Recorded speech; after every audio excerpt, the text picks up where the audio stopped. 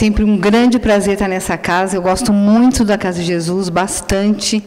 E é uma honra realmente fazer parte aqui dessa equipe de uma maneira meio coadjuvante, mas é muito gostoso estar aqui.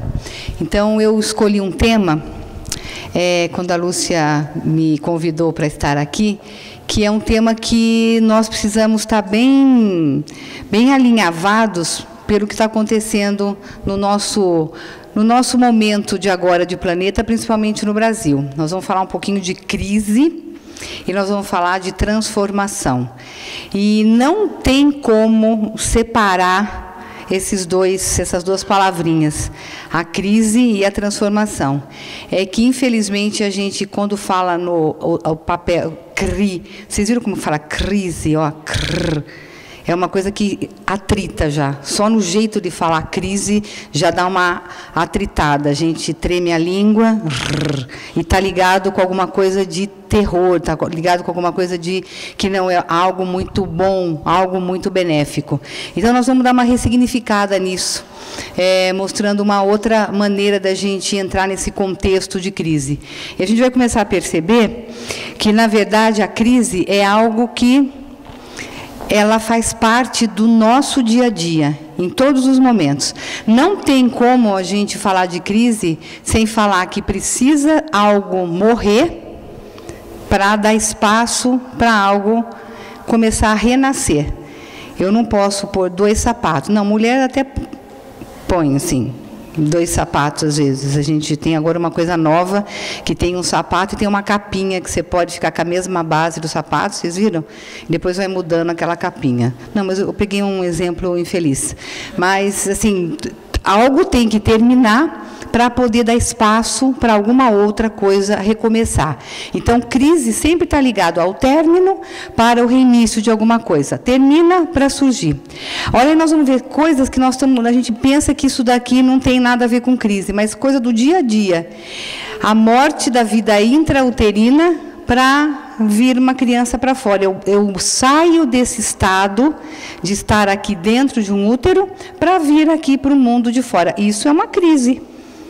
Precisa de uma crise, algo acontece para eu abrir espaço para ir para um outro momento.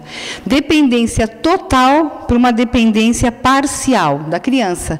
Ela depende totalmente da figura dos pais ou de alguém que cuide dessa criança, para depois ela começar de uma maneira mais, que ela vai conquistando um espaço para ela ir criando a independência dela, essa independência. Morte do aleitamento materno para novas experiências de sabor, desde que a mãe deixa, né? Tem casos que fica parado por aí, porque tem mãe que adora dar o peito para a criança e fica achando lindo, com 3 anos de idade, ainda ficar dando peito para a criança.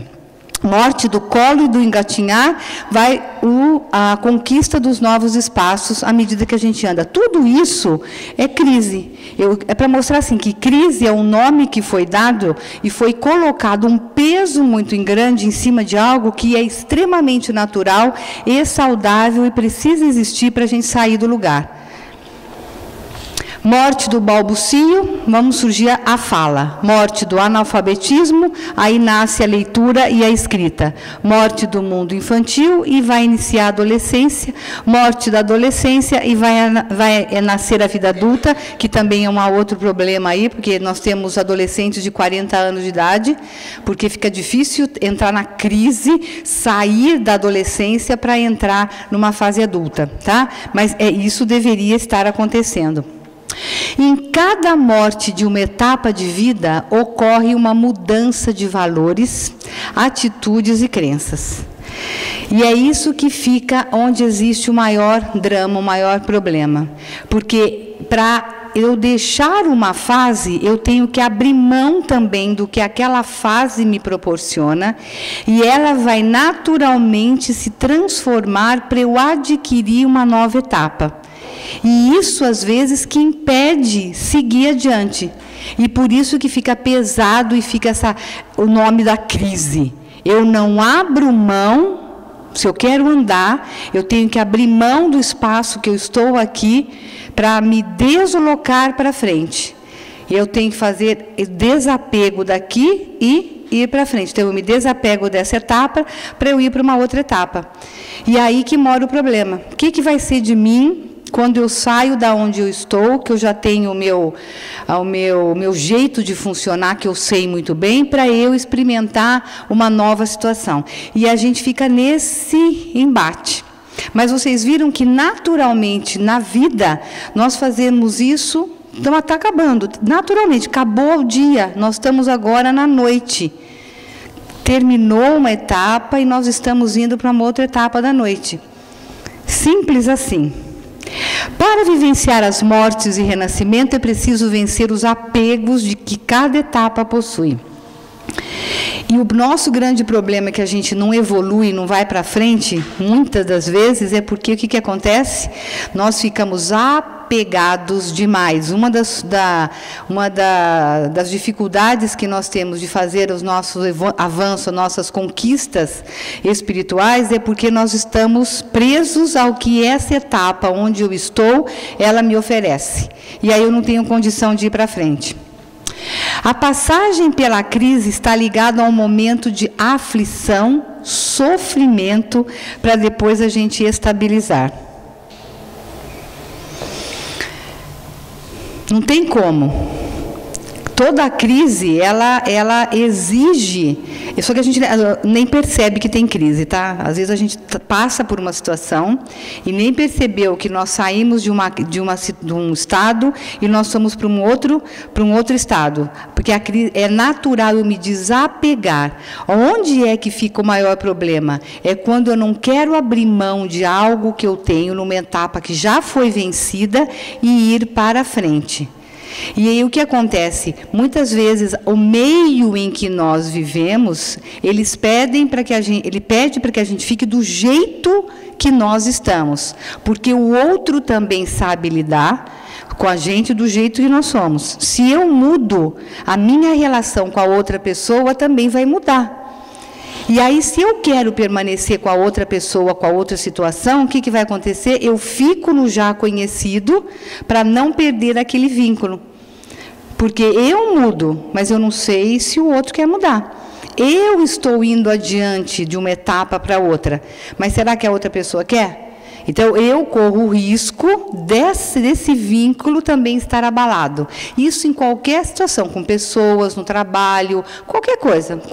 Gente, tem gente que tem medo de mudar de rumo, de rua. Ah, não, eu conheço essa daqui, eu vou direitinho dessa, porque essa aqui eu sei, mas é mais comprida.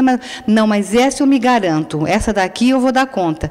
Por quê? Porque eu não vou experimentar o novo. Então, fazer mudança, tem gente que morre de medo de mudança. Por outro lado, isso é uma ginástica mental. Mudar faz muito bem. Tanto que as ginásticas mentais se você está acostumado a pôr meia, meia, sapato, sapato, põe meia, sapato, meia, sapato. Se você está acostumado a comer a salada primeiro e depois o prato quente, come o prato quente primeiro e depois a salada. Vai experimentando algumas variações, porque vai criando novas sinapses, vão fazendo outros caminhos no cérebro para a gente poder enfrentar alguns outros diferentes caminhos e ver que tudo chega a Roma. Não fala que tudo leva a Roma? A vida é essa sequência, né? A gente nasce, morre e nós vamos reencarnar, renascer. Isso é inevitável. Nós vamos sempre ter uma oportunidade de aproveitar o que nós não tivemos condição de aproveitar de uma maneira anterior. E isso faz parte da evolução da vida.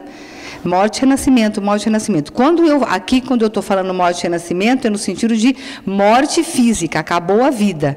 Mas nós fazemos mortes e renascimentos o tempo todo no dia a dia nosso.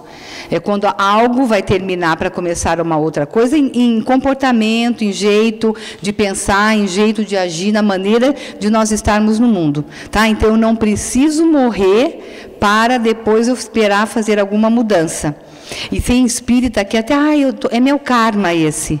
Isso daqui é a minha expiação. E vai ser assim até a minha morte. Vocês conhecem a síndrome da Gabriela? Eu nasci assim, eu vivi assim e eu morri assim. Né? Essa síndrome é terrível. É uma síndrome horrível, porque ela faz com que as crises se perpetuam, ela não faz a mudança, ela não deixa a morte chegar, porque é assim que é, deixa estar as coisas como estão. Por que muitas vezes nós vamos ficar no pior pedaço da transformação? A aflição. A gente para por aí. Para por aí. A aflição, é muito bom ter aflição, porque é um caminho de algo que assim está incomodando. Se eu estou numa aflição, se eu estou aflito com alguma coisa, tem algo já brigando dentro de mim. Tem uma parte velha e tem uma parte nova já se reconhecendo. E eles estão numa brigazinha aí. E eu gostaria de que essas duas partes elas pudessem se ajustar. E aí não, porque como eu fico com medo do novo, estou apegado ao velho, eu fico um tempão para as coisas serem acumuladas até que entra num estágio que eu tenho que dar um pulo e ir para frente. Não tem como mais. Aí nós vamos ver a causa das aflições, né? Isso aqui é muito, nós que temos essa visão dessa filosofia linda, reencarnacionista, ela nos ajuda muito em ter essa compreensão de uma maneira maior em relação às aflições, às dificuldades que nós temos na nossa vida. Então, tem situações que que gera aflição, que é dessa vida, da nossa vida atual. Mas quando nós estamos muito presos a alguma situação que está difícil ter uma renovação a partir do que eu estou vivendo hoje, tem um fundo de algo que está ligado a um passado.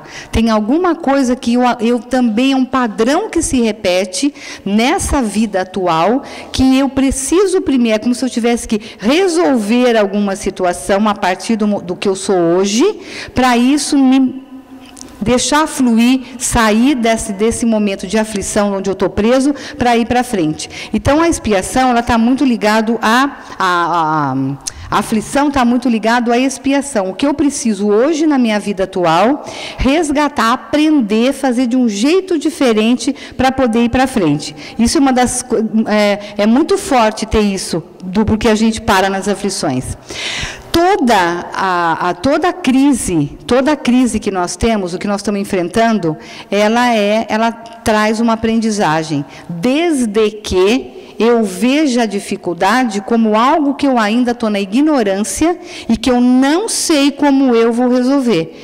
E eu vou precisar de aprender, sair, ter algo novo, uma resposta nova para poder ir para frente. Isso é aprendizagem. Lembrar que nós somos eternos aprendizes. Eternos. A gente não para de aprender. Isso que é a novidade, isso que é o bom, isso que é a coisa boa. Mesmo que você já tenha visto um livro, por exemplo, você vai ler um livro, pega o Livro dos Espíritos, você já li não sei quantas vezes. Se você lê de novo, é de um outro jeito que você vai compreender aquela resposta. Porque você já viveu algumas coisas e você vai ler aquela resposta de novo e isso vai fazer uma abertura diferenciada, vai acrescentar algo que ainda você não tinha visto de alguma forma. Causas da vida presente. Então, é aquilo que eu falei, são os apegos. A partir do momento que eu não consigo vislumbrar e me desapegar para ir para frente, eu entro, né, e fico preso nessa aflição. Eu não tenho como ter, é como se fosse assim, está faltando um elemento, um empurrãozinho para eu poder ir lá para frente. Que também é uma aprendizagem. E aí, o que é ganhos secundários? Eu quis pôr ganho secundário porque tem pessoas que não saem da aflição, porque já se acostumou a estar dessa forma. Reclama, mas é desse jeito que sabe sobreviver. Então, não vai sair da aflição, porque eu não criei um novo repertório de resposta, eu não sei um outro jeito de ser, a não ser dessa forma. E, às vezes, a pessoa tem ibope. Ela estando na aflição, ela tendo essa crise, esse dilema que ela tem na vida, ela já achou um meio de sobreviver. E ela já é vista, ela é procurada, isso que a gente chama de ganho secundário. Eu falo que não está bom, mas eu não crio nenhuma ponte, nada de possibilidade de ir para frente. Não faço absolutamente nada disso, porque eu tenho um ganho secundário que me favorece eu continuar com esse apego.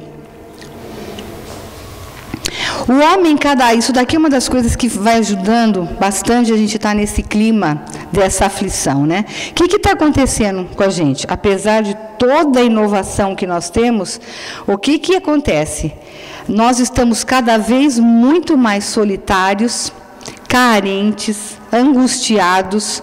A gente vê isso com as pessoas que vão para consultório, que fazem entrevista no centro, que procuram os atendimentos ligados com qualquer tipo de religião. A causa maior é solidão. E é muito estranho, porque a gente tem tanto contato, né? A gente fala com Marte, a gente fala com a China, a gente tem amigo na Coreia, a gente tem amigo em tudo quanto é lugar, mas a gente está muito sozinho. Está bastante solitário. E isso é uma das causas da aflição que nós temos na vida de hoje. Cada vez mais existe um progresso material. Nós somos de natureza material e espiritual. Quanto por cento do dia de hoje, hoje, da hora que eu acordei até agora, quanto que eu me dediquei para a vida material e quanto eu me dediquei para a vida espiritual? Ah, mas eu estou aqui na palestra hoje. Estou aqui. Vim aqui na Casa de Jesus na palestra. Nós vamos ficar aqui um pouquinho. Isso tem peso 10, peso 10 ou talvez 20, em relação a quando eu acordei até agora, de tantas horas. Então, esse tipo de atendimento que a gente tem para dar conta das exigências do corpo físico faz com que a gente cada vez mais vai se distanciando da nossa essência, que é divina. A gente sabe das coisas que precisa ter, mas a gente não sabe o que precisa ser para poder estar dando conta da nossa existência. E isso é aflitivo, bastante aflitivo. Isso vai causando maior dependência. À medida que eu cuido do que é material, eu dependo do que eu tenho. Quando roubo, eu entro em desespero. Eu sou o carro. Roubou o carro, me roubou. Eu perdi alguma coisa, material, eu me perdi. Não é assim?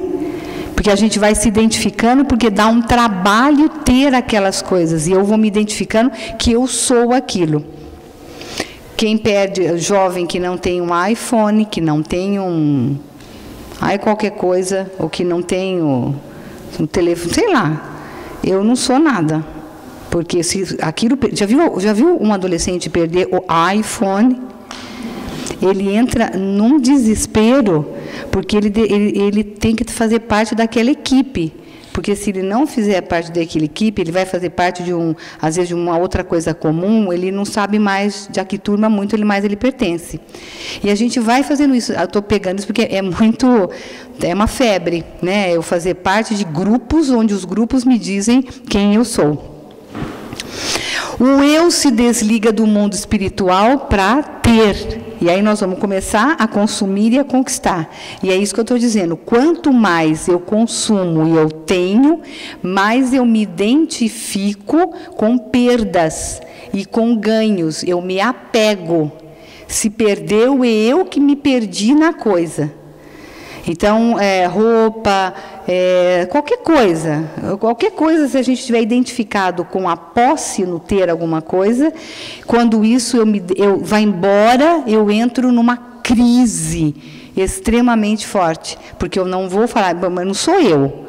Foi embora, isso aqui foi, mas eu continuo aqui, mas eu não tenho, a gente está ficando longe de ter a identidade do que nós somos sem que eu tenha alguma coisa. E isso nos jovens, começa a observar, é muito sério. Tem homens que têm vergonha de ir até alguma mulher quando não tem carro. Quando a moça vai, ela quer saber, inclusive, se o cara tem carro. E não adianta vir porque tem aquela ideia de que o príncipe vem no cavalo branco, lembra? E a princesa dorme, lembra? Então, ainda tem que fazer, mas que eu não vou, aí fica pedindo o carro emprestado, o que eu tenho que fazer para ter as coisas, porque nós estamos nessa cultura esvaziada, né, que a gente chama da cultura líquida, que tudo pode ser mudado, e isso gera muita crise. Nós estamos falando aqui com educadores, com pais, com pessoas que lidam com pessoas, para a gente prestar atenção qual é o valor que nós estamos dando para o ter e o ser. Porque isso é que vai gerando crise. A partir do momento que eu não tenho para oferecer para o filho ou para alguém, eu dou alguma coisa representando o que eu não tenho. E isso gera mais apego e isso vai ficando elemento para a crise. E daí eu fico apegado àquilo. Eu acredito que o amor é a partir do momento que eu tenho as coisas. Nesse sentido que a gente está falando, o esvaziado. Se perdeu dos ritmos naturais, né? Uma das causas, quem está falando das causas da aflição. O que acontece? A gente toma remédio para dormir e toma remédio para ficar acordado. A gente não tem mais o ritmo de concepção, porque agora eu vou ter que ficar mudando, vai ter uns remédios que muda, que aceita, que não aceita. E aí vai, reprodução, alimentação, o ritmo natural, que é natural do ser humano, nós, por uma questão de vida da modernidade, nós tivemos que fazer uma grande alteração para dar conta de vivermos no mundo da matéria. Então, eu quero dizer isso porque a gente vai estar se afastando do nosso ritmo para a gente saber como é que eu enfrento a situação de sair de um estágio e ir para outro. Se eu estou cada vez menos humanizado, porque eu controlo até o ritmo que é natural. A gente não dorme a hora que a gente tem sono, depende da hora do que eu tenho que fazer e a hora que eu tenho que acordar. Eu não me alimento a hora que eu tenho fome. Já pensou que legal se todo mundo começa a hora que tem vontade, não é aquela hora porque eu tenho que entrar no trabalho ou determinada hora? Então, a gente foi entrando num ritmo que a gente chama de natural, porque dependendo do que eu tenho que fazer, eu me programei para poder dar conta desse ritmo. Então, isso nos afasta do que nós somos, filhos de Deus, fazendo parte da natureza. Não, a gente controla tudo isso. Tudo isso são causas de aflição. Vida mecanicista, nós perdemos a noção de consanguinidade. Eu lembro que o meu bisavô, eu tive bisavô vivo, lá em Pinhal. E era a família Zaparoli. Então, eu era neta do Coriolano Zaparoli. Então, eu pegava a bala de grátis, ele punha na caderneta, porque eu era a neta do avô Coriolano. Eu era, não sei, sabe essa coisa de família? É daquela família. Hoje, como que é? Hoje a gente não sabe nem quem é quem, não sei nem direito quem sou eu. E agora, quem é esse cara? Quem que é quem? Né? Então, mas tudo bem que era uma cidade pequena, mas a gente tinha essa noção de parentesco. Hoje tem jovem que fala assim, não tem noção muito assim de tio, de primo, quando você fica apresentando, mas da onde você vem? Quem que é essa sua família? A coisa está tão espalhada. Não tem essa coisa de família que tem avô, tem tios, tem primos. O que é meu? Então, primo e gente mais velha, viu? Não é gente nova, não. Gente, tipo, uns 20 e poucos anos. Primo significa que ele é filho daquele lá que é irmão do meu pai? O que ele é meu, então? Assim. Porque essa rede, da onde eu vim, da onde eu faço parte, ela ficou meio perdidona aí, porque já que eu conheço todo mundo, inclusive pessoas da China, da Índia, por que eu tenho que conhecer o meu primo? O primo é um primo, né? Primo é um detalhe.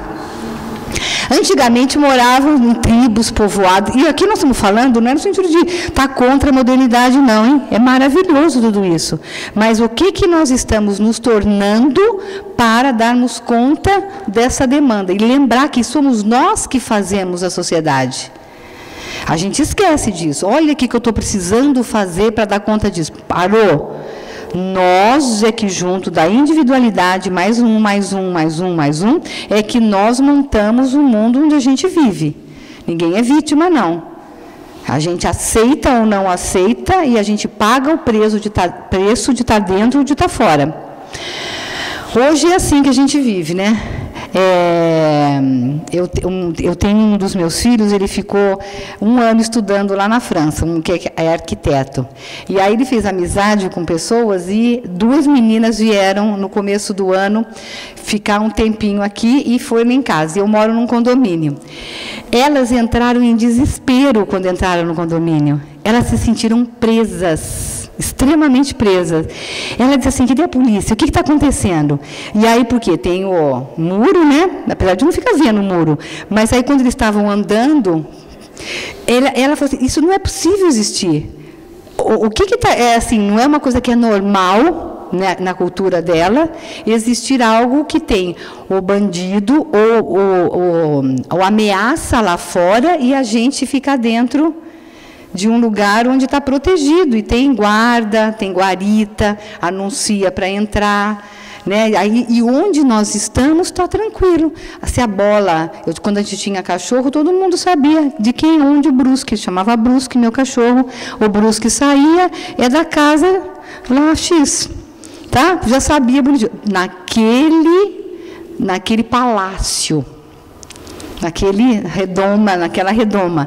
Depois, quando sai, é um outro. E hoje que sai é um outro mundo. A casa é mais valorizada, todo mundo quer ir para onde está mais protegido. Mas essas 2 meninas, foi muito interessante. Assim, elas até se acostumarem, ela achava aquilo e ficava comentando. Ligou para a mãe, passou. Eu falei assim: que isso? Também exagero, dá licença. Eu comecei a me sentir mal de morar onde eu moro, entendeu? Porque nós temos um conceito de segurança e para eles isso aí é um conceito de prisão. É uma coisa bem interessante, porque realmente dá uma solidão isso. São grupinhos, né, que vão se agrupando. Sós e socializados, informática, relacionamentos virtuais e que vai levando a uma solidão, onde se namora, se tem relacionamentos virtuais, não precisa ter presença, né? É como se a gente pudesse tocar a pessoa pela telinha ou no telefone, e é tão interessante, porque às vezes a pessoa está acostumada a falar com o outro pelo Skype, pelas essas vias, que quando a pessoa chega virtualmente, você fala: oi? Faz um mês, faz não sei quanto tempo que você não vê aquela pessoa, mas você ficou conversando com ela. E ela está presente aqui. Oi, tudo bom? A gente vai perdendo esse contato. E vocês percebem como aumentou o número de alergias? Contato. Alergia é o toque, né? Alergia é o meu universo e o teu universo se aproximam. Nós estamos cada vez menos com toque. E aí a gente vai criando um estranhamento. E tudo vira alérgico. Tudo fica muito alérgico. A gente vive com, isso não pode que causa isso não pode que causa isso, e a gente não está percebendo como a questão da humanidade está se transformando. Lembra quando teve o Avatar, aquele filme Avatar? Uau, olha a humanidade. Você viu que jeito que o homem vai ter que ser para ser um avatar? Comprido. Se a gente pudesse pôr uma pessoa, essa pessoa não anda, é uma Barbie. Pensa na Barbie, a Barbie não anda. Ela não andaria, ela é fina, comprida, ela não tem estrutura humana para poder andar. Nós vamos ter que ser azuis e ter aquele jeito de avatar. Nós vamos despersonificar, desumanizar a nossa corporeidade para poder estar num outro espaço. Como se isso fosse, essa vai ser a evolução. Esse humano ficou retrógrado porque está vindo uma outra forma de atuar. E a gente está conseguindo isso mesmo. Agora, eu fico desesperada com esse negócio que fala que foi para a nuvem. Foi para a nuvem. Está na nuvem. Se um dia acontecer algum negócio com essa nuvem, eu não sei o que vai acontecer. Tudo está lá. E me dá uma coisa, assim, as coisas não estão aqui, elas estão em algum lugar, né? Elas estão. O que aconteceu do WhatsApp aí sendo parado, seria 72 horas e parou menos? As pessoas entraram em desespero. Eu tive gente que entrou em desespero, que assim, não é possível, porque trabalha com isso. Então, imagina se algo acontece, a gente está muito na mão de algo que não é mais humano. E isso é uma crise.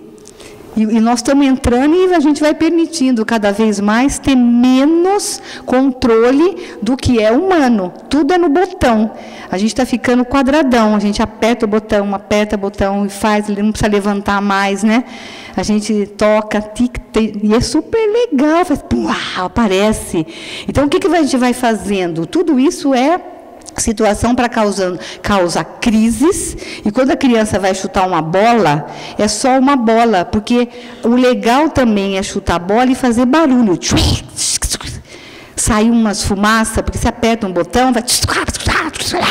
Agora, chutar a bola, você pode até ralar o pé, você pode amassar o joelho, não é tão legal como se você mistura algumas coisas. Então, isso vai formando, cada vez menos eu vou precisando do outro. Eu, cada vez mais, estou precisando de algo que é uma máquina e que eu posso ligar e desligar. Eu falo isso porque isso, a gente vai fazendo isso de uma maneira tão sem perceber, ou como nós estamos nos desumanizando, que depois, quando tem uma crise, a gente acha que apertar um botão e já resolve. A gente acha que assim, vai no médico, eu quero aquela pílula, já vai resolver. A gente está desaprendendo a entrar nas mortes para fazer renascimento.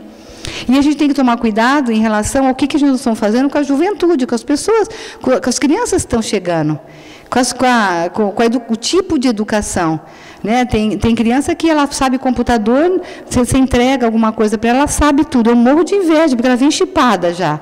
Ela já vem pronta. E é mesmo, é ressonância morfogenética, ela já nasceu modificada, de tanto que ela já está mexendo, quando já vem uma safra nova. No aeroporto, eu estava no aeroporto, mas estava com uma dificuldade enorme de ver, não sei o que, ter apertado. Eu fiquei com... uma criancinha chegou, uma criancinha, gente, era uma criancinha. Eu estava vendo, ela é joguinho, tia. Eu falei, não, eu quero fazer uma coisa que eu não estou conseguindo. O que é? Aí eu falei para ela o que é. Mas isso é muito fácil. E é assim. E foi, ela fez. Pronto, e eu lá, porque não é difícil, porque é o mesmo mecanismo, e absolutamente tudo é igual. Nós é que estamos atrasados, e nós estamos em crise por causa disso. Muito estímulo externo, muito estímulo corporal, né? E o que vai acontecendo? Pouco estímulo interno. E aí nós vamos entrar numa coisa que é a adicção. A partir do momento que eu tenho um esvaziamento do meu ser, eu tenho um esvaziamento do meu eu preciso me preencher. E daí eu entro na adicção. Eu vou pôr algo de fora para dentro de mim. Comida, bebida, droga. Vou entrar numa compulsão de comprar coisas. E eu nunca consigo, parece que, me preencher.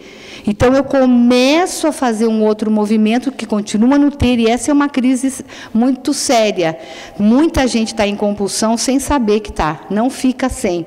Fazer muita ginástica ligada num regime direto, isso é uma compulsão, porque eu preciso de contato, e eu vou colocando para dentro de mim. Então, isso tudo faz parte desse mundo onde nós estamos saindo, ficando mecânicos, mecanicistas, e não humanos. Somos seres da natureza. Vocês já viram uma mangueira brigar com a macieira porque as duas foram plantadas pertinho? A natureza está em paz. Está em paz. Ela faz o serviço dela, ela faz o trabalho dela e acabou. Se eu enchi a cara, bebi até, e meu fígado está comprometido, o meu coração não chega a falar assim, vou entrar em greve, vou parar de funcionar. Não, ele vai estar numa sobrecarga, os outros órgãos entram numa sobrecarga, mas essa natureza aqui vai dando um jeito dessa orquestra, que é o funcionamento físico, funcionar. Alguém viu a Rosa falar, não quero que tire nada de mim, vou ficar segurando, e ela prende. Não, ela libera. Está aí. A gente vai lá, pode tirar, pode recolher, pode pegar, né? Então, ela não tem... Então, será que a natureza tem crise? Alguém já viu o leão em crise? Ou a manga, estou em crise existencial, não produzi nada esse ano. A galinha, hoje eu não vou botar ovo, estou na crise. Já viu uma galinha não botar ovo porque ela está na crise? Não, gente, simplesmente porque ela está dentro da natureza dela, né? Então, ela simplesmente ela é o que é dentro do natural. Como nós estamos afastados dos ritmos naturais da nossa vida, a gente tem mais dificuldade de saber qual é o movimento que nós temos. E isso faz que a gente fique muito mais tempo na crise que nós estamos passando. O corpo humano trabalha, como eu falei, em cooperação. O que é a crise da crisálida? Que é assim, é a representação realmente dessa crise da transformação. O que vai acontecer com aquela larvazinha que é feiosa, que ela rasteja? Ela vai chegar um momento em que ela vai parar, ela vai ficar quietinha e ela vai se encapsular e vai virar uma crisálida. E depois de um tempo dela, ela vai romper essa casquinha e ela virou uma o quê? Uma borboleta, que vai sair voando e tem o seu tempo de vida. Nós somos assim direto. Nós temos a nossa ignorância, que se rasteja ainda, mas nós precisamos de um tempo para fazer mortes, desapegos, que é onde nós estamos de penduradinho, mas dá um tempo que eu preciso. Não queira me tirar rapidamente do meu casulo. Se você lá que está cansado e você vai abrir aquele casulinho antes da borboleta estar pronta, o que aconteceu? Ela morre, ela não voa. Então, ela precisa do tempo necessário. Me dá esse tempo que eu preciso. Só que aí tem gente que vira 3, 4 encarnações naquele tempo lá, né? Também. Por quê? Está no apego de não se liberar, de não deixar fazer as mortes e as transformações. Só há crescimento com morte e renascimento. Não tem jeito de eu ir para uma nova etapa se eu não abandonar a etapa onde eu estou. Só tem dente permanente se o dente de leite caiu. Tem jeito. Só tem uma coisa, às vezes cai cabelo e tem gente que não cresce mais, né? Isso é uma crise séria. Às vezes tem gente que entra em crise existencial porque começa a ter umas carequice aí. Na aflição, nós vamos ter alguns caminhos. E eu queria contar para vocês, vocês sabem, tem um sapo, o sapo, colocaram o sapo dentro de uma panela e começaram a esquentar a água, né? E aí o sapo, isso é verdade, tá? Verdade verdadeira. O sapo se ajusta à temperatura da água quente. E ele vai ficando quieto, ele vai se ajustando na temperatura. Vai se ajustando. A temperatura aumenta, ele lá dentro da panelona, quieto. Lá. E começa a ferver a água e o sapo morre. Do que o sapo morreu? Do quê? Da aflição? Será que o sapo tem aflição? Não sei se tem aflição. Do que o sapo morreu? Ataque cardíaco. São conjecturas, né? A gente podia fazer uma pesquisa para ver qual é que deu, né? Na verdade, tem muita gente que fala assim, que o sapo morreu da água quente, morreu quente. Não. O sapo morreu porque ele não deu um momento, ele não deu o pulo certo da onde ele estava. Porque estava esquentando a água, e como ele tem ele aguenta, ele vai se adaptando, quando ele vê, já foi, porque ele não saiu no tempo que tinha que sair. Você está entendendo o que eu estou falando? Quantas coisas na nossa vida, a gente, porque não enfrenta a crise, não cai fora, não faz o pulo, porque eu estou apegado, fica ali, não sei se, fico ali. E ele é adaptável. E muitas vezes seres humanos ficam adaptados e morrem, porque não enfrentou a crise saindo do lugar e indo adiante. Não fez a tal da morte, do renascimento. Então, já que nós não somos sapos, só presta atenção, porque tem muita gente que fala, não, é meu karma, eu tenho que ficar nessa situação. Alô? acorda, o quanto que a gente precisa ter essa ignorância da doutrina para justificar a covardia de sair de uma situação e ir para uma nova situação. O quanto eu não uso disso, tenho que ficar porque é meu carne, eu tenho que aguentar. O que você está ganhando com isso? Que crescimento tem para você e para a situação? O que você precisou fazer, então, para melhorar essa situação, já que você quer ficar? Então, pelo menos, peça para desligar a água, já que você quer nadar. Mas não ficar nadando numa água que ferve. Então, leva esse ensinamento da natureza, porque ele é bastante interessante. Aí nós vamos falar algumas aflições. Agora nós vamos fazer uma terapia de autoajuda, tá? Que são coisas que são interessantes. O que a gente faz? Para a aflição, a gente começa a ter um lado de ilusão. O que a gente faz na ilusão? A gente busca uma saída. Quando a gente não quer enfrentar uma crise, não quer se desapegar, a gente fica imaginando coisas e põe uma ilusão. Então, pode ser por religião, pode ser por droga. Eu fico iludida. Aquilo não é verdade, mas eu quero acreditar que é.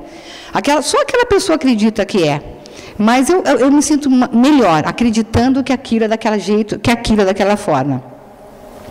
Negação. Nem sei do que se trata. Não sei de nada, não é comigo.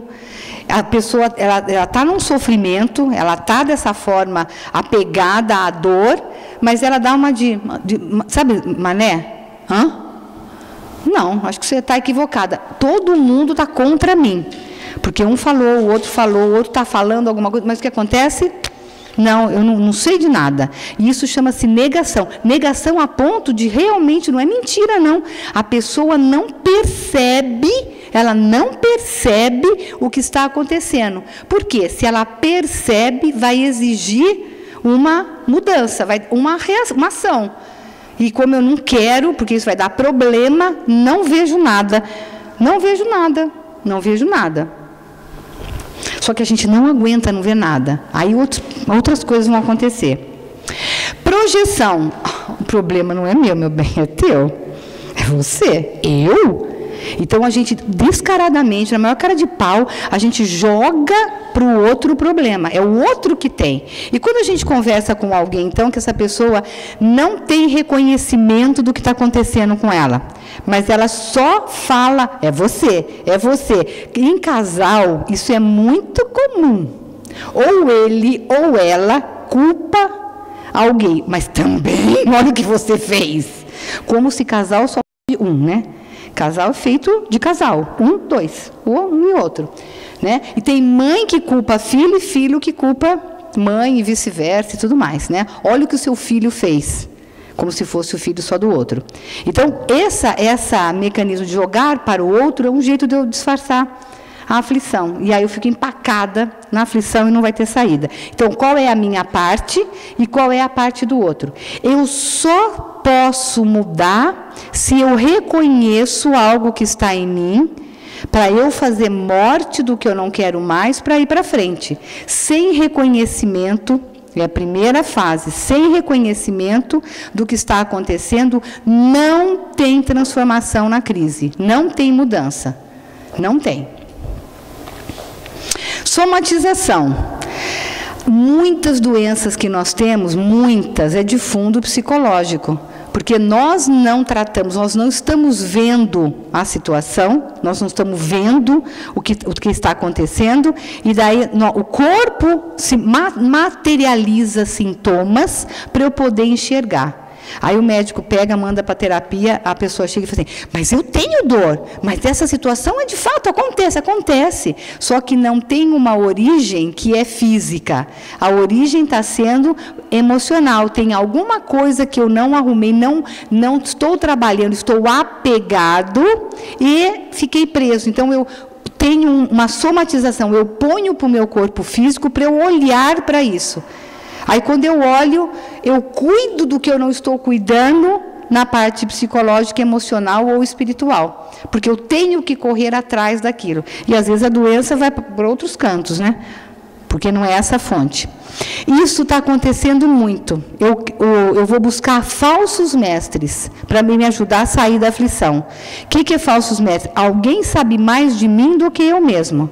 Então, eu quero ir num centro onde o Espírito fala de mim, eu vou no curandeiro, eu vou ler mão, eu vou ver cartas, porque, como a gente estava falando, nós estamos cada vez mais nos afastando da nossa natureza, essência divina, do nosso sagrado. Eu perdi o pé do que está acontecendo comigo, mas o outro sabe, o outro sabe.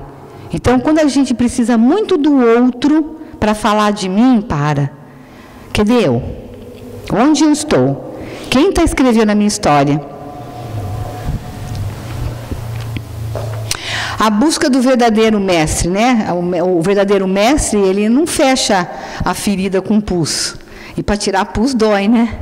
Então, às vezes, tem que fazer alguns trabalhos, algumas tarefas, que é uma maneira de você limpar aquilo que não está bom. E isso dói. De alguma forma, isso machuca. Mas o verdadeiro mestre é aquele que fala, não, olha, eu não vim trazer aqui a paz, eu não vim trazer o amor, eu vim trazer, né, a briga, a guerra, eu vim trazer a espada, que é exatamente isso. Que serve para quê? O que é que nós precisamos arrumar, que já está velho, que precisa tirar? O que é o pus? É uma briga, é uma defesa para se estabilizar a algo mais normal, mais saudável. Tá? Então, é olhar para a situação, ver a situação, para depois poder fechar o corte. Doença, busca do equilíbrio, sinaliza algo saiu do lugar, algo saiu do que tinha que ser. Remédio, o que tem, vocês já viram passarem nas ruas? O que mais está se abrindo ultimamente em Campinas? Gente, é impressionante. Farmácia virou shopping. E farmácia, eles pegam outra coisa, fica aquela farmácia enorme. Tem tudo. Você pode fazer supermercado dentro da farmácia. Daqui a pouco vai ter cafezinho dentro da farmácia. Algum lugar, em alguns tem, já tem, né? Já tem. Aí você fica lá. E fora as promoções. Tem gente que fala, eu vou aproveitar para levar. Vai que eu precise. Mas você tem esse problema? Mas vai que eu tenha. Pelo menos eu aproveito. E não sei que dia aí que teve que aumentar, foi dia 31. Será que no final de abril aumentou? O dia que aumentou o remédio, foi uma loucura. As farmácias estavam cheias, as pessoas estavam comprando um remédio, nem sei para quê, porque ia subir não sei quantos %. Deixa eu guardar, vai que eu precise. Entendeu? Então, o que o remédio faz? Como eu não estou vendo o remédio chega e fala, isso tira o sintoma, isso ajuda. E aí a gente fica permanecendo na crise com uma assintomático, e quando eu sou assintomática, eu não sei para onde eu vou. Quando eu não tenho sintoma, é a mesma coisa que você imagina o carro sem o painel ali que está faltando combustível, está faltando óleo. Eu sem sintoma, eu não sei qual é o meu rumo. Porque quando tenho um sintoma, me ajuda a descobrir o que eu saí do rumo, o que eu saí de fora do caminho. Trabalhar a aflição, nós vamos passar por alguns canais. Primeiro, colocar atenção, que é aquilo que eu falei, conscientizar, reconhecer o que é. O que é. O que é. Você me dá licença de eu falar uma coisa, mas tem gente que põe chantilly na merda. Entre aspas, não fui eu que falei, eu só estou repetindo uma coisa. Quando a gente faz esse movimento que eu acabei de falar, não é o que é. Eu faço de conta que eu estou arrumando a coisa. E a gente está ficando craque em fazer isso. Está ficando craque em disfarçar a situação para não sair da crise, mas reclama das coisas. Então, a primeira coisa é conscientizar. Depois, lembrar que quando eu conscientizo, vai ter para andar. Para eu sair do lugar, eu desequilibro, para entrar no equilíbrio e para desequilibrar. Não é? Eu tenho sempre uma sensação que isso que é caminhar. É exatamente isso. Desequilíbrio, equilíbrio e desequilíbrio. Eu tenho que buscar uma saída para as coisas. Por isso, primeiro eu tive que conscientizar, para saber o que é, como é que eu vou fazer para dar conta e para ir para onde eu preciso. Eu tenho que saber um caminho. Senão eu fico na crise, fico na aflição. Então, se eu não sei, eu vou pedir ajuda. Vou conversar com alguém, eu vou me expor, eu vou falar. Amadurecimento.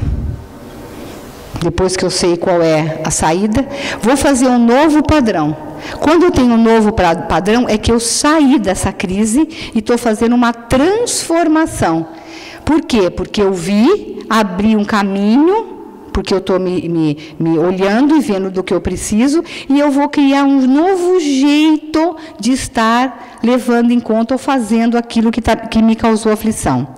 A outra coisa é ser mais importante do que ter, porque eu não fico apegado a se perder, vai acontecer alguma coisa comigo, eu vou me desmontar.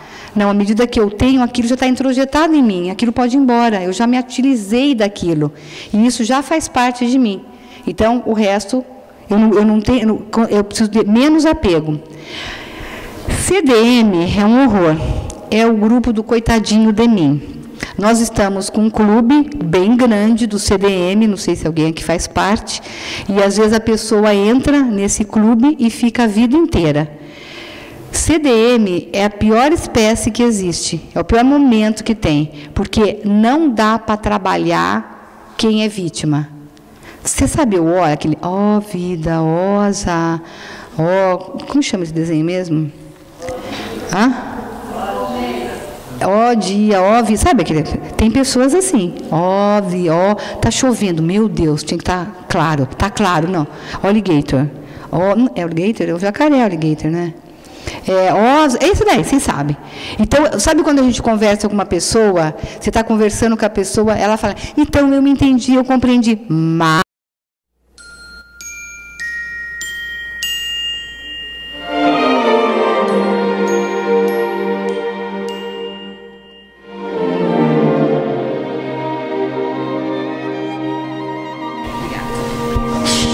Boa noite.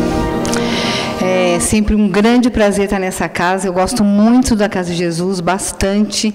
E é uma honra realmente fazer parte aqui dessa equipe de uma maneira meio coadjuvante, mas é muito gostoso estar aqui.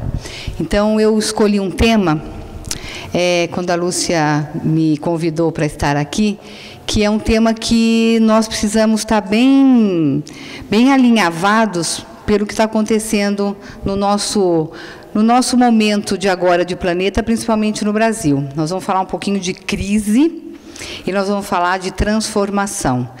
E não tem como separar essas duas palavrinhas, a crise e a transformação.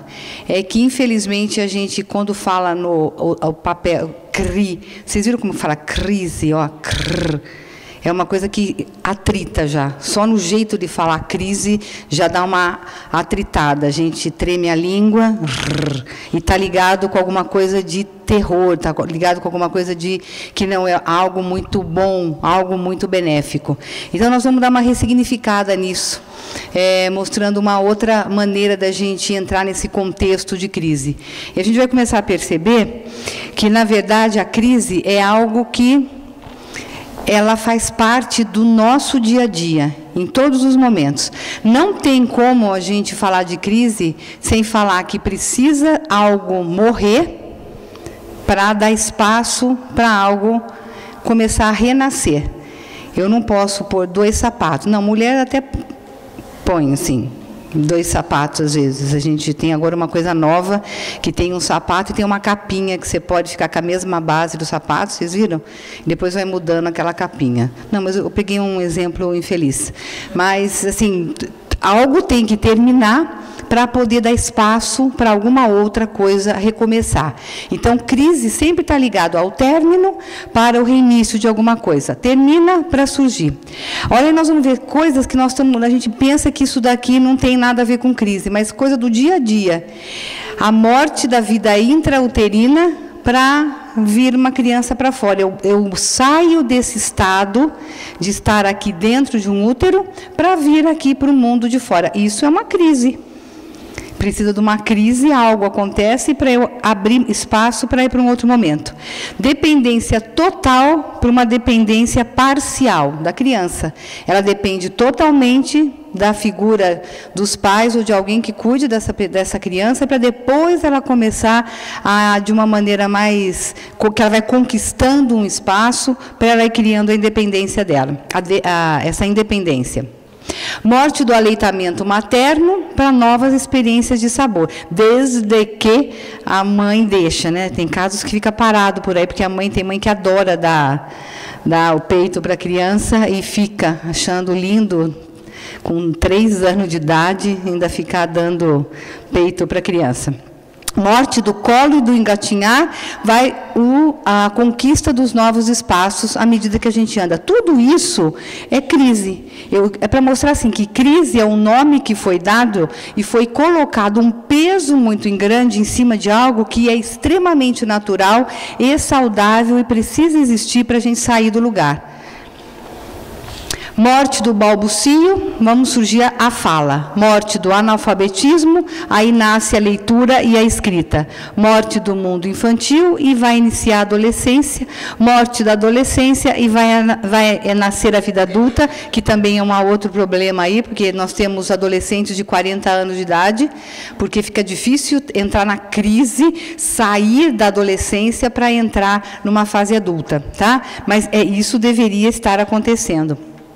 Em cada morte de uma etapa de vida, ocorre uma mudança de valores, atitudes e crenças. E é isso que fica onde existe o maior drama, o maior problema. Porque para eu deixar uma fase, eu tenho que abrir mão também do que aquela fase me proporciona, e ela vai naturalmente se transformar para eu adquirir uma nova etapa. E isso, às vezes, que impede seguir adiante. E por isso que fica pesado e fica o nome da crise. Eu não abro mão, se eu quero andar, eu tenho que abrir mão do espaço que eu estou aqui para me deslocar para frente. Eu tenho que fazer desapego daqui e ir para frente. Então, eu me desapego dessa etapa para eu ir para uma outra etapa. E aí que mora o problema. O que vai ser de mim quando eu saio da onde eu estou, que eu já tenho o meu jeito de funcionar, que eu sei muito bem, para eu experimentar uma nova situação. E a gente fica nesse embate. Mas vocês viram que, naturalmente, na vida, nós fazemos isso, então está acabando. Naturalmente, acabou o dia, nós estamos agora na noite. Terminou uma etapa e nós estamos indo para uma outra etapa da noite. Simples assim. Para vivenciar as mortes e renascimento, é preciso vencer os apegos de que cada etapa possui. E o nosso grande problema é que a gente não evolui, não vai para frente, muitas das vezes, é porque o que acontece? Nós ficamos apegados demais. Uma das dificuldades que nós temos de fazer os nossos avanços, nossas conquistas espirituais, é porque nós estamos presos ao que essa etapa onde eu estou, ela me oferece. E aí eu não tenho condição de ir para frente.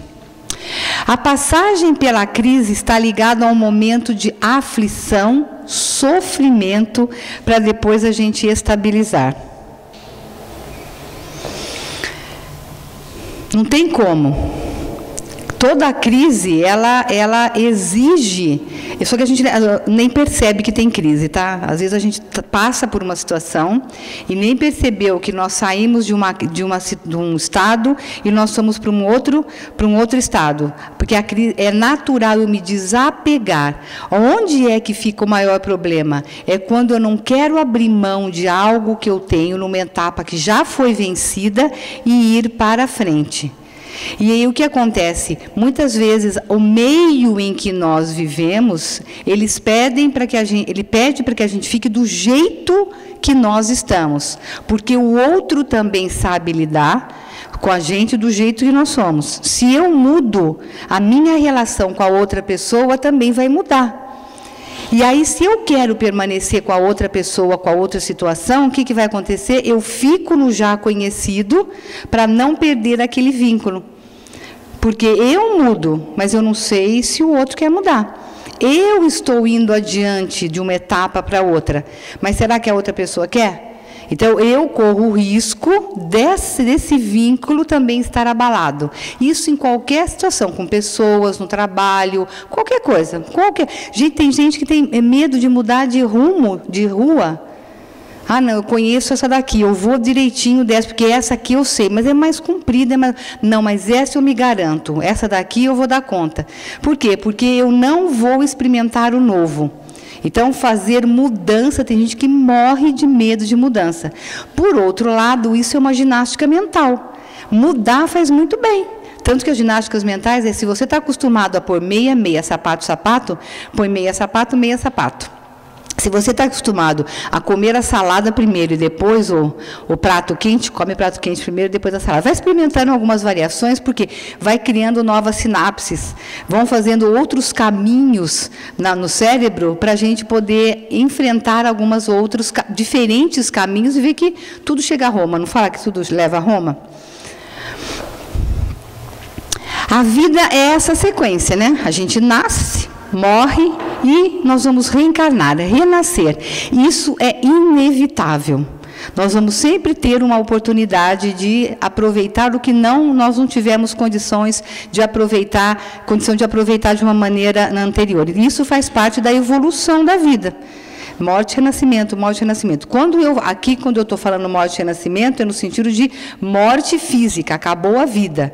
Mas nós fazemos mortes e renascimentos o tempo todo no dia a dia nosso. É quando algo vai terminar para começar uma outra coisa, em comportamento, em jeito de pensar, em jeito de agir, na maneira de nós estarmos no mundo. Tá? Então, eu não preciso morrer para depois eu esperar fazer alguma mudança. E tem espírita que até, é meu karma esse. Isso daqui é a minha expiação. E vai ser assim até a minha morte. Vocês conhecem a síndrome da Gabriela? Eu nasci assim, eu vivi assim e eu morri assim. Né? Essa síndrome é terrível. É uma síndrome horrível, porque ela faz com que as crises se perpetuam. Ela não faz a mudança. Ela não deixa a morte chegar, porque é assim que é, deixa estar as coisas como estão. Por que muitas vezes nós vamos ficar no pior pedaço da transformação? A aflição. A gente para por aí. Para por aí. A aflição, é muito bom ter aflição, porque é um caminho de algo que assim está incomodando. Se eu estou numa aflição, se eu estou aflito com alguma coisa, tem algo já brigando dentro de mim. Tem uma parte velha e tem uma parte nova já se reconhecendo. E eles estão numa brigazinha aí. E eu gostaria de que essas duas partes elas pudessem se ajustar. E aí não, porque como eu fico com medo do novo, estou apegado ao velho, eu fico um tempão para as coisas serem acumuladas até que entra num estágio que eu tenho que dar um pulo e ir para frente. Não tem como mais. Aí nós vamos ver a causa das aflições. Né? Isso aqui é muito... nós que temos essa visão dessa filosofia linda, reencarnacionista, ela nos ajuda muito em ter essa compreensão de uma maneira maior em relação às aflições, às dificuldades que nós temos na nossa vida. Então, tem situações que que gera aflição, que é dessa vida, da nossa vida atual. Mas quando nós estamos muito presos a alguma situação que está difícil ter uma renovação a partir do que eu estou vivendo hoje, tem um fundo de algo que está ligado a um passado. Tem alguma coisa que eu também, é um padrão que se repete nessa vida atual, que eu preciso primeiro, é como se eu tivesse que resolver alguma situação a partir do que eu sou hoje, para isso me deixar fluir, sair desse momento de aflição onde eu estou preso, para ir para frente. Então, a expiação, ela está muito ligado a aflição está muito ligado à expiação. O que eu preciso hoje, na minha vida atual, resgatar, aprender, fazer de um jeito diferente para poder ir para frente. Isso é uma das... É muito forte ter isso, porque a gente para nas aflições. Toda crise que nós temos, o que nós estamos enfrentando, ela traz uma aprendizagem, desde que eu veja a dificuldade como algo que eu ainda estou na ignorância e que eu não sei como eu vou resolver. E eu vou precisar de aprender, sair, ter algo novo, uma resposta nova para poder ir para frente. Isso é aprendizagem. Lembrar que nós somos eternos aprendizes. Eternos. A gente não para de aprender. Isso que é a novidade, isso que é o bom, isso que é a coisa boa. Mesmo que você já tenha visto um livro, por exemplo, você vai ler um livro, pega o livro dos Espíritos, você já li não sei quantas vezes. Se você ler de novo, é de um outro jeito que você vai compreender aquela resposta. Porque você já viveu algumas coisas e você vai ler aquela resposta de novo e isso vai fazer uma abertura diferenciada, vai acrescentar algo que ainda você não tinha visto de alguma forma. Causas da vida presente. Então, é aquilo que eu falei, são os apegos. A partir do momento que eu não consigo vislumbrar e me desapegar para ir para frente, eu entro, né, e fico preso nessa aflição. Eu não tenho como ter, é como se fosse assim, está faltando um elemento, um empurrãozinho para eu poder ir lá para frente. Que também é uma aprendizagem. E aí, o que é ganhos secundários? Eu quis pôr ganho secundário porque tem pessoas que não saem da aflição, porque já se acostumou a estar dessa forma. Reclama, reclama, reclama, mas é desse jeito que sabe sobreviver. Então, não vai sair da aflição. Porque eu não criei um novo repertório de resposta, eu não sei um outro jeito de ser, a não ser dessa forma. E, às vezes, a pessoa tem ibope. Ela estando na aflição, ela tendo essa crise, esse dilema que ela tem na vida, ela já achou um meio de sobreviver. E ela já é vista, ela é procurada, isso que a gente chama de ganho secundário. Eu falo que não está bom, mas eu não crio nenhuma ponte, nada de possibilidade de ir para frente. Não faço absolutamente nada disso, porque eu tenho um ganho secundário que me favorece eu continuar com esse apego.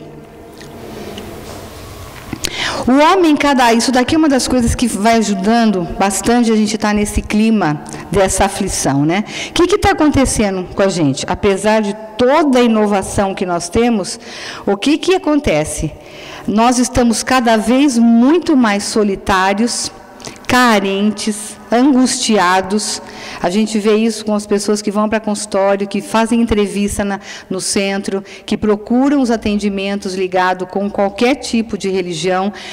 A causa maior é solidão. E é muito estranho, porque a gente tem tanto contato, né? A gente fala com Marte, a gente fala com a China, a gente tem amigo na Coreia, a gente tem amigo em tudo quanto é lugar, mas a gente está muito sozinho. Está bastante solitário. E isso é uma das causas da aflição que nós temos na vida de hoje.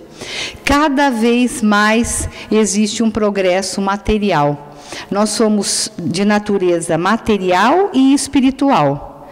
Quanto por cento do dia de hoje, hoje, da hora que eu acordei até agora, quanto que eu me dediquei para a vida material e quanto eu me dediquei para a vida espiritual? Ah, mas eu estou aqui na palestra hoje. Estou aqui. Vim aqui na casa de Jesus na palestra. Nós vamos ficar aqui um pouquinho. Isso tem peso 10, peso 10 ou talvez 20, em relação a quando eu acordei até agora, de tantas horas.